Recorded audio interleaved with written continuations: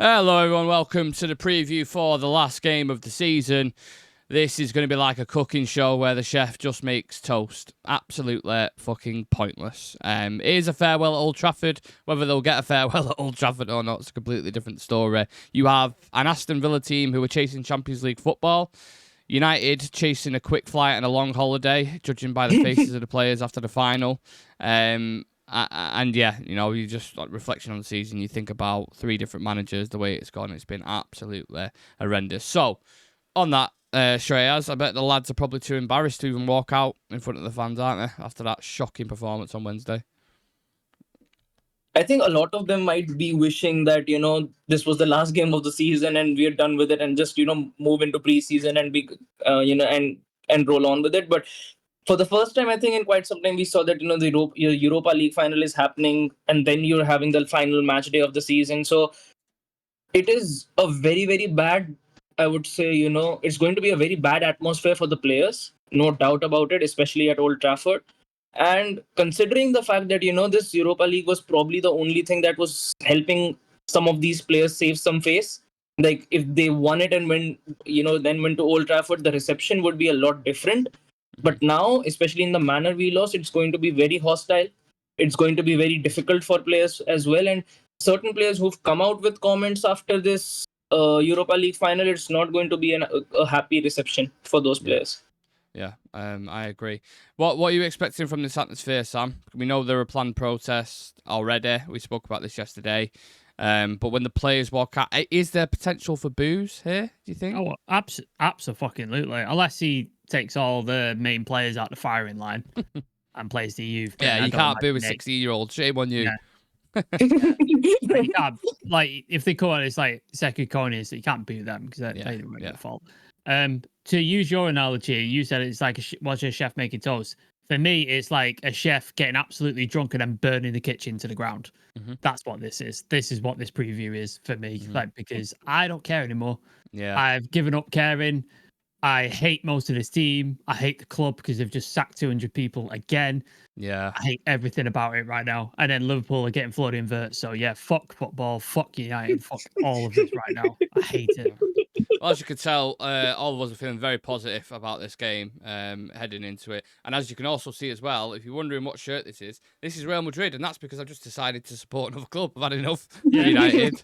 I want to watch, winners. And ironically enough, I mean, Madrid, I don't even think have won anything this year. But, they've still got decent players, a good manager coming in, and a good future. Exactly. Yeah, at least they're doing something. In regards to the team, Shreyas, do we finish this one with pride at the end of the season and go strong? Like, do they deserve a run out, or do you think they will go total opposite? I have a question. What pride?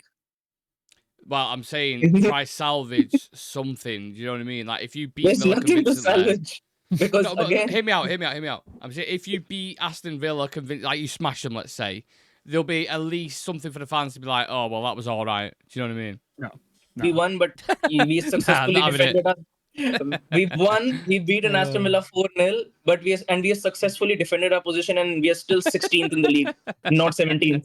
So there's no coming out of this. Even if we beat Aston Villa 10-0, there's no saving face. There's absolutely nothing that can be done which can even boost me or anyone in the fan base and go, we are back. Next season top 4, we are going to be contenders. That's not going to happen. It's going to be a lot of work, and apart from that as well, I don't know what sort of approach even Amorim will come with, moving into this game, because it's not just the players, but I think this final has definitely had a big impact on the manager as well, because this is a manager who was absolutely bossing with Sporting, not just in the Portuguese league, but also in the Champions League, beating teams much tougher and quite convincingly, having one of the, I would say, the most underrated, but at the same time the most effective squads in Europe. So coming from that into this into this United team, where quite frankly getting even the basics right in a game for even 20 minutes is a big obstacle. Not being able to string 3 passes together, not even being able to get 2 consecutive wins in the league since he's come in. So it's it definitely has had an impact on him. So I think even Amorim moving into this game, I think he's going to come into it with the approach, just get done with it and move on with it, because I do know that a majority of the fan base definitely backs Amorim moving into next season as well. That he needs his players, and there's definitely a big problem in the team when it comes to mentality, physicality, athleticism, and everything. Mm-hmm. But it I think even he will face with a certain amount of backlash in that Aston Villa game. Yeah, Sam, the barbecue's set still to go ahead, according to reports. I'm hearing Garnacho's gonna have a grilled Amorim on his plate. What do you, on reflection now?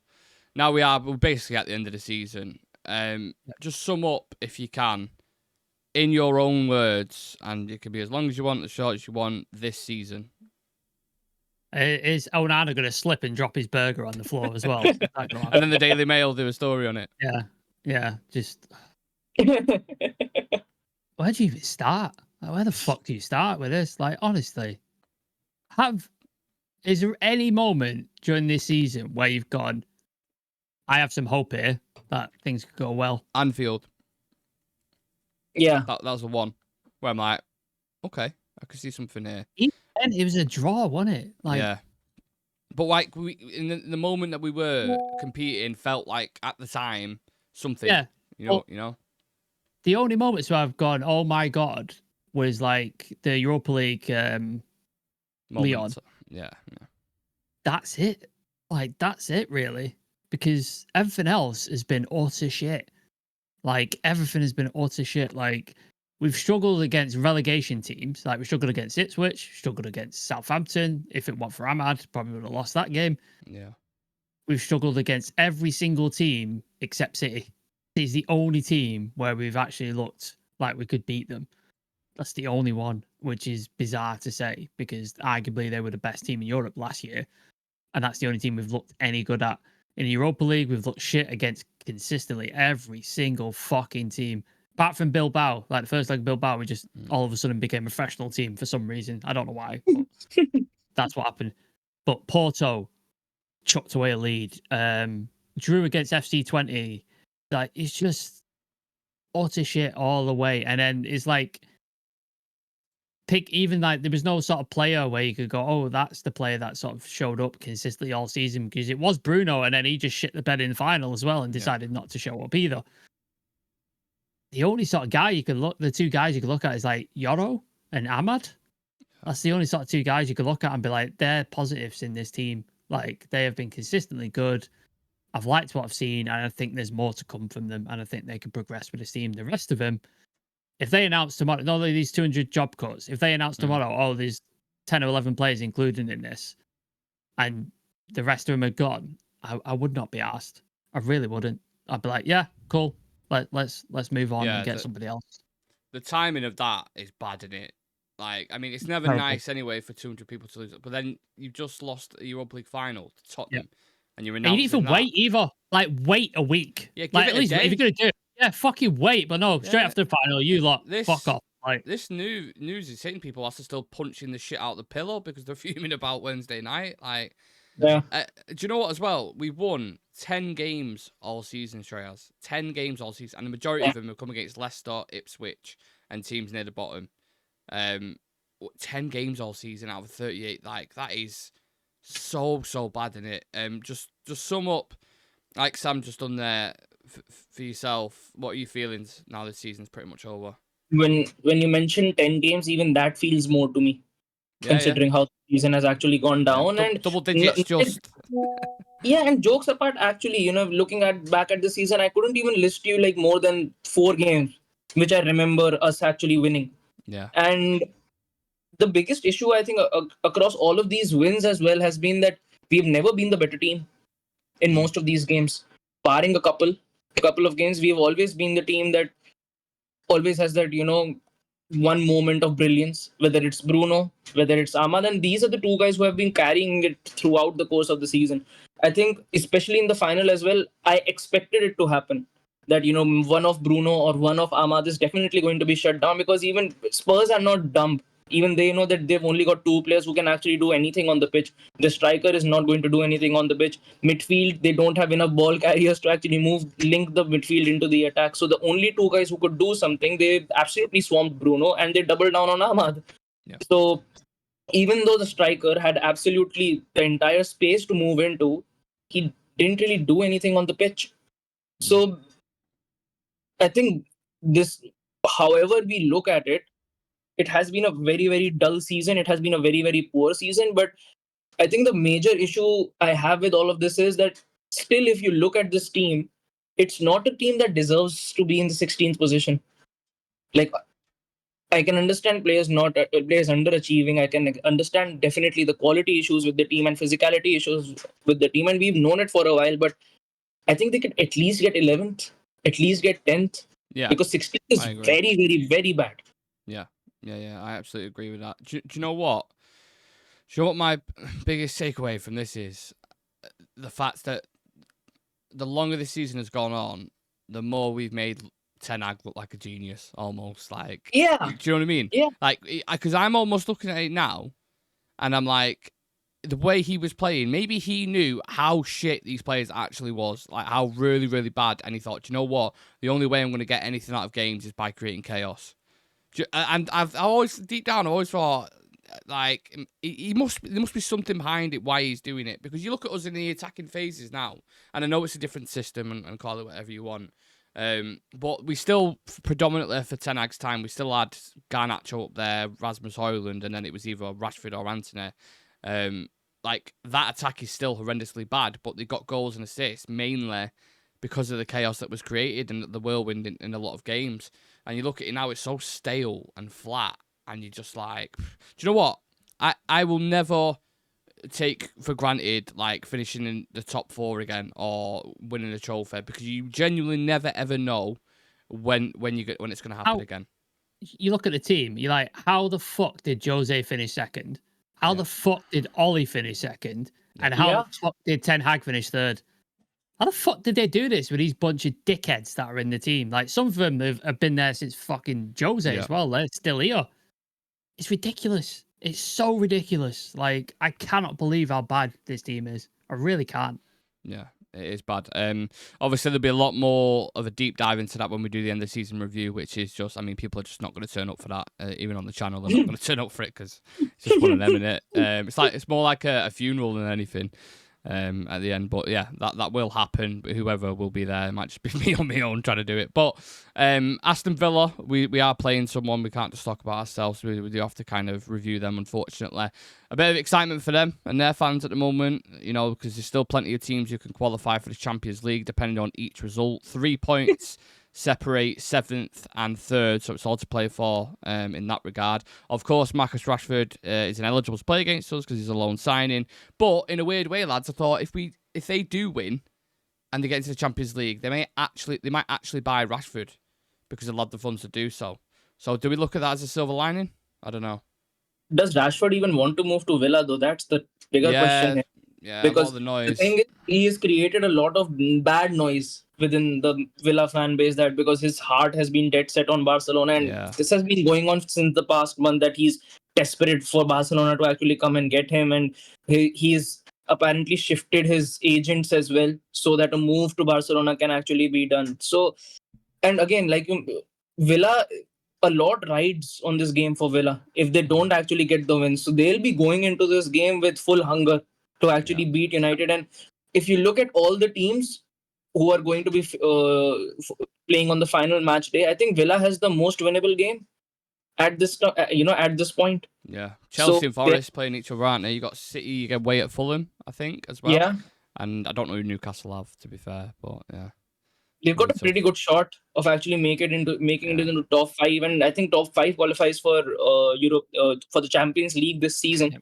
So Villa have got a very good shot of making it into those positions, and right now beating United is a cakewalk.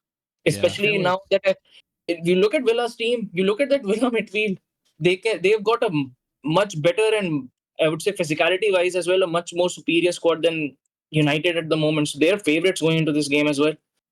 Villa's got PSR concerns as well, so getting into the Champions League obviously helps them financially tremendously. So that's going to push them forward. So whether Rashford joins or not, I think is a different question. But getting in the Champions League helps their PSR concerns because they're obviously looking at shifting Martinez on to help with that. So yeah, they've got a big push for that, whereas we've got nothing really to play for, have we? So yeah, this Rashford thing with Barcelona, to me, it's like me messaging Stephanie Vaco or something and expecting a message back. I don't get it. He's like he's trying to push himself towards Barca, and it's like I wouldn't even understand Barca getting him. It's like, are you getting in over Rafinha? No. Are you getting over Yamal? No. Are you going to play up front over Lewandowski? No. Where are you playing? Weird, isn't it? He's not even going to get ahead of Ferran Torres at the moment. No. It's like he just wants the lifestyle, do you know what I mean? Like he just wants to have that thing that says he's played for Barcelona rather than, I don't know, it's a bizarre thing for me. But back to Villa, sorry. 7 wins and 3 losses in the last 10 games, and the only losses was to PSG, City and Palace. So pretty decent teams. Tielemans, Watkins, Rodgers, all in good form. He says, I put Tielemans, Watkins and Rodgers by accident. Rodgers, nice. Are you referring to United there? Yeah. United just won. In the red. Giant Todger, mate. Yeah. Yeah, look, it's going to be a horrible game. They're going to absolutely, I mean, it doesn't matter what team we put out at this point. I'm just looking at it and I'm like, it's just going to be horrible, isn't it? Whichever way. I don't know. When you look at teams like Villa, Forest, Brighton, how far off are we from them? Like, how long until we get back into the mix with even those teams? Let alone, I'm not talking about top 4, Liverpool and all them lot, because that's light years away.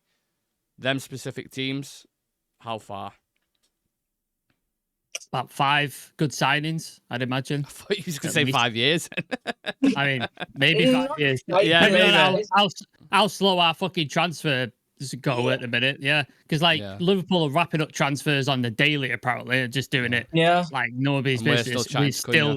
We're still like asking Cunha about his favorite color and stuff like that at the minute, just waiting for a fucking deal. What jersey number would you like? Like what size, or do you fancy a haircut when you come in? Like what are you after? Where's the biscuit lad? Has he been round yet? The biscuit guy we hired? Good old biscuit lad. Has he been round? David Summit was his name, I can't remember. Yeah, has he asked his favourite biscuits? Like, he's getting for the canteen and stuff. Did he get sacked? I think so, yeah. He's on among the job cuts there. Well-needed job, that one. That was, what was the, key worker? He was a key worker, wasn't he? Yeah. They've cut about a tenner from the budget with him. He's fucking delivering biscuits. Oh, fucking hell. Wow. Yeah,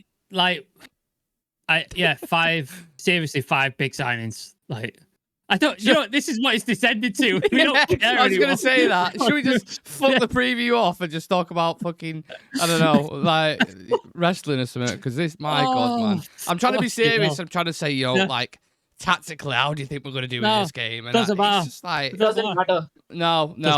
Forget the Villa analysis. We're not doing it. All eyes are pretty much... Like, no one actually cares about this game. Villa definitely do, but none of the United fans actually care about this game. All eyes are definitely set on the summer window, and again, we can just try and be optimistic that, okay, there is going to be a massive squad overhaul. You're going to get 4 to 5 players in, but will they work? Will we get it right this time? Or will it be the same cycle that has been going on since... Jose, yeah. You know what I don't want? I don't want to be in our preseason game on the last game and we're struggling to get a fucking player. Yeah. And he's not been part of the squad. I don't need that. We're not even going to win in Hong Kong when we go there. That's going to be a tough battle. I'd worry more about that. We're not getting that light up trophy. The Bangkok. No. We're not getting that anymore. Yeah. We're going to lose the final to fucking, I don't know, AZ Alkmaar or something. I do think there was an element of Unai Emery from his perspective where I think they might be a little bit complacent, or he might be a little bit like, right, just because it's United and they have been shit, they have just lost the final, so you need to be careful, lads. You can't go into this thinking you are just going to beat him. You probably will beat him, lads. I'm going to be honest. Yeah. But the element there that you're like, it's still Old Trafford, you're playing United, so just a bit of respect, I suppose. That's what he'll be thinking. We won't be thinking that. Wants to watch in this game, lads? Villa mainly. Who will watch this game? To watch anyone on is anybody bothered about any United player playing? Like, does anybody care? Like, Doink the clown want to watch? Yeah. I don't know. Yeah. I'm just interested in Villa players like Kamada. Yeah. Like, how many times me and Shreyas talked about Buba Kamada signing for free? And then he moved to Villa on a free. And moved to Villa. Now look at him, one of their best players. Yeah. Best take. Yuri Tielemans, another player, could have signed for free, instantly improves our midfield, went to Villa. Like, we're idiots. We're fucking idiots. Absolute idiots. It didn't even cost any money, and we could have improved our midfield. We're fucking morons. Tielemans was the name I was going to mention, because I remember that. The free signing, and I remember actually vividly us speaking about it in the group chat as well, saying Tielemans available on a free, you can go and do that. And he's genuinely been probably one of the best midfielders in the league this season for Villa. He's been unbelievable and contributes an assist and goals as well. So, anyone else you want to throw in there for Villa, Shreyas? Watkins, Rogers. Yeah. Or Todgers, as some might refer him to. Yeah. Pretty much the entire 11 at this point. Yeah. Cheers, mate. Right, let's get into some key stats then. So, and these are, I mean, I can't believe some of these. Man United have won... Am I going to want to kill myself after this stats? No, they're in our favour, but you just know we're going to break them, aren't we? We're going to break the record. So, Man United have won 40 Premier League games against Aston Villa. Only the Red Devils themselves have beaten an opponent more often, but I think that meant Arsenal have beaten more often. Aston Villa have earned 8 points from their last 7 Premier League games against United. 1-2, drew 2, lost 3. As many as they had in their previous 31 games. Aston Villa have won just once in the last 26 occasions of their final game, which is another one which I could not believe. Like, that is mental. Insane. 26 times. Mad. That's a mad record, that. Yeah. It's going to be 2 in 27 when they play us. Yeah. We're going to break that record. Right, let's just get into the starting 11s, because, I mean, who gives a bollocks at this point?